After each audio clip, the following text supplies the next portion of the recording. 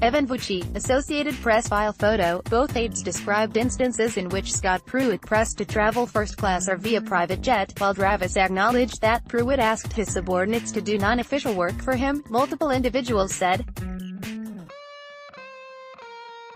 By Juliet Eiplerin, Josh Dawsey and Brady Dennis, Washington Post. Washington, two of Scott Pruitt's top aides provided fresh details to congressional investigators in recent days about some of his most controversial spending and management decisions, including his push to find a six-figure job for his wife at a politically connected group, enlist staffers in performing personal tasks and seek high-end travel despite aides' objections.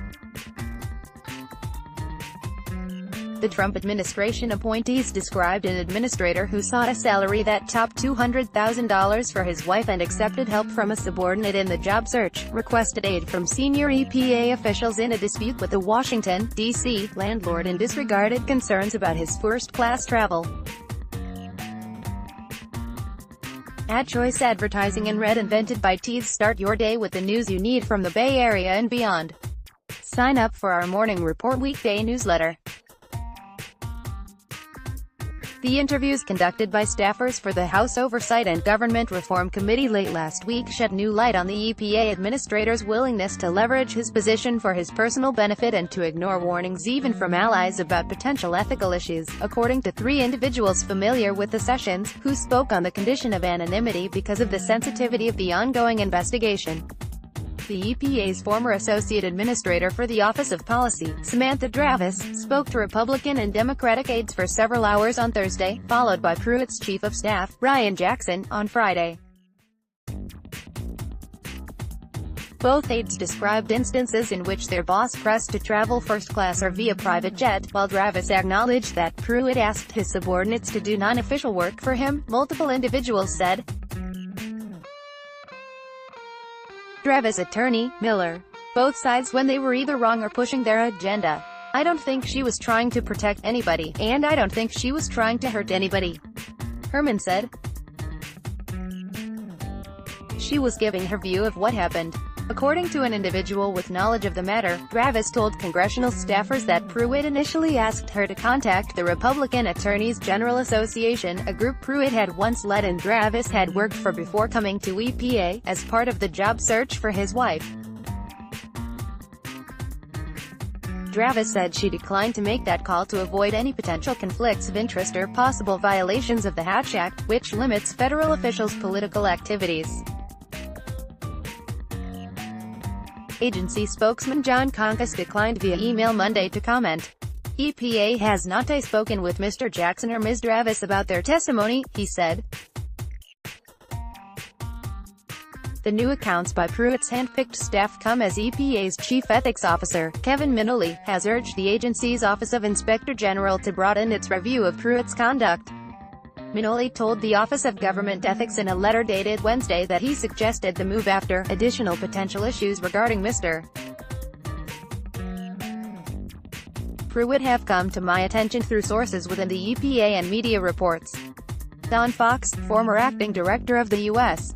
Office of Government Ethics, said in an interview Sunday that the fact that the administrator asked federal employees to perform multiple tasks unrelated to their official work raises serious questions about whether the EPA administrator has violated federal rules of official conduct. Pruitt is the gift that keeps on giving in terms of examples of how senior government officials, particularly in this administration, abuse their power and their position, Fox said, and really treat the government's resources, of which the most valuable are personnel, as personal servants. Fox said that because most of the behavior Pruitt has been accused of involve violations that fall under federal standards of ethical conduct for executive branch employees, it is up to either the president or his chief of staff to respond. If we were talking about any other federal employee, it would be that person's supervisor to take disciplinary action, which could be anything from counseling to dismissal from public service, he said. This falls squarely on the shoulders of the president, and he seems to do nothing but go out of his way to praise Scott Pruitt. Officials on Capitol Hill declined to comment on the aide's testimony. The committee plans to wait until the conclusion of our investigation to release our findings, Charlie Huddleston, a spokeswoman for House Oversight Committee Chairman Trey Gowdy, RSC, said in an email. Selectively releasing interview accounts damages the credibility of our investigation and discourages future witnesses from coming forward, she said. Travis, who The Washington Post recently reported had helped seek employment for Pruitt's wife Marlon, told investigators that the administrator wanted his spouse to find a post with an annual salary of more than $200,000, according to one individual familiar with the matter. Working with GOP lawyer Cleta Mitchell, Travis eventually did help find Marlon Pruitt a job at the Judicial Crisis Network, but the conservative group said it paid her less than six figures to work as an independent contractor setting up new offices. The arrangement ended earlier this year, the group told the Post. When Travis raised the prospect of discussing the job search with an official in EPA's ethics office, the former aide told congressional staffers, Pruitt instructed her instead to consult Mitchell.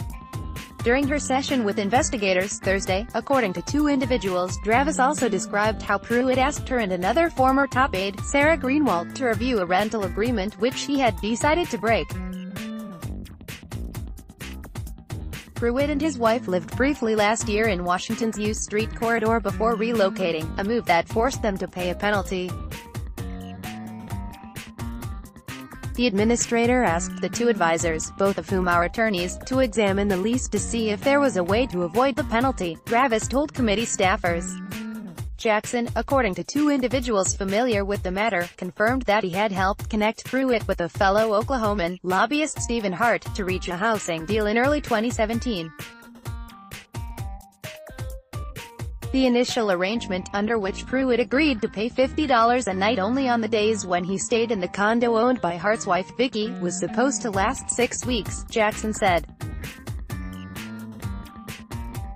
A spokesman for the Hart said Monday that Pruitt was in Italy supposed to stay in the Capitol Hill condo for 39 days. He lived there for 6 months, and the matter is now under review by lawmakers and the EPA's Inspector General, according to those offices. Jackson said he, along with Travis, also had raised concerns about the administrator's decision to begin routinely traveling first class. Pruitt, who has repeatedly said that agency security experts made the decision to switch him to premium seats, returned to traveling coach earlier this year. Committee counsel explicitly asked me at the beginning of the morning not to reveal what the committee asked me about, Jackson said in an email. I don't know if there's an obligation to follow that, but I intend to honor that request as long as committee counsel honors it as well. Investigators at the Office of Special Counsel, on the Hill and at the EPA's Inspector General's office continue to probe an array of spending and management decisions during Pruitt's time in office. Even before Pruitt took the helm of the EPA, however, some of his own associates had tried to head off potential ethics issues, according to 4 individuals familiar with the matter. These individuals, all of whom spoke on the condition of anonymity out of fear of retaliation, said that some of the Republicans tasked with preparing him for Senate confirmation warned Pruitt that he needed to be careful to avoid conflicts of interest or spending decisions that could amount to, or be perceived as, a misuse of taxpayer funds. WilmerHale partner Reginald Brown, who handled Pruitt's financial disclosure documents in early 2017, took the step of asking an EPA ethics official to develop procedures to make sure Pruitt was compliant with federal rules on travel and political activity, 2 people familiar with the meeting said. Pruitt's frequent EPA-funded trips to Oklahoma have been one subject of the ethics probes he faces. Mr. Brown's request for EPA ethics officials to help the new administrator seems like a normal and reasonable request. That's what EPA ethics officials are here to do, Conca said. Brown declined to comment on the matter. Meanwhile, Oklahoma State Supreme Court Justice Patrick Wyrick, who worked as the state's Solicitor General while Pruitt served as Attorney General, cautioned Pruitt before and after he had assumed the helm of the EPA that his spending could lead to ethics problems and that he should curb it. Wyrick is currently awaiting Senate confirmation to sit on the U.S. District Court for the Western District of Oklahoma. Wyrick's name has also been floated in the past week as a possible candidate to replace retiring Supreme Court Justice Anthony Kennedy. EPA cannot speak to a personal conversation between Administrator Pruitt and Justice Wyrick, Conca said. Pruitt's approach during transition foreshadowed the kind of behavior that has attracted scrutiny in recent months. According to a current and former EPA official, Pruitt routinely asked his assistants, including then-executive scheduler Sidney Houpt, to put hotel reservations on their personal credit cards rather than his own. In one instance, according to former Deputy Chief of Staff Kevin Chmielewski, Houpt was stuck with a bill of roughly $600 for a booking she had made for the administrator's family during the transition.